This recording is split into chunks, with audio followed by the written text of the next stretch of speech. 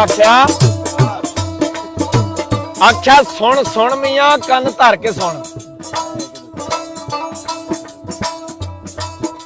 साईं और आंदे ने सुन सुन मियां कन धर के सुन।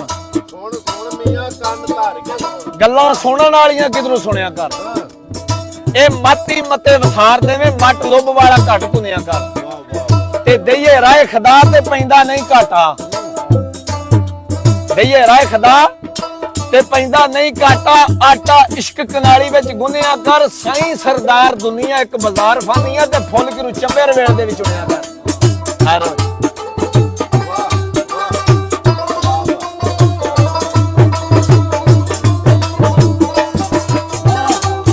फिर आख्या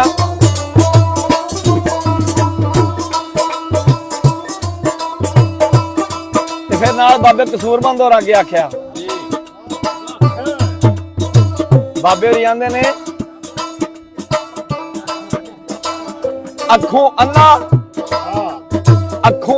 कन्नू डोरा ते मुंह बोड़ा। ए जवाब दे गए ने गोडे ते गिट्टे तेनू। खप पाईया ताईया खल एवें केड़ा लगने ने हुण सिटे तेनू। ते 18 गज लट्ठा ते लैन दा कट्ठा कफन। 18 गज लट्ठा ते लैन दा किड्डे फबने ने कपड़े चिट्टे तेनू। ओ नकम्मा हो के मरियो कसूरमंदा। दस हुण इत्थे केड़ा रोवे ते पिट्टे तेनू। ते फिर गया ए नाल फिर होर इक होर आख्या आंदे ने अज जोर भी आ ते बांकी टोर भी आ। अज जोर भी आ बांकी टोर भी आ। मजे लुट लै जिन्ने भी लुटने नहीं। तेरे इस रूप सवार नूं किसे वेखना नहीं ते भड़के भार ना किसे तेरे चुकने ने। ते घड़ियां वसल दियां बड़ियां चंगियां ने।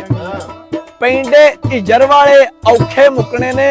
ओ कसूरमंद सवार लै याती ते ढोर रोज रोज इंगदे ढुकने ने। खैर होवे।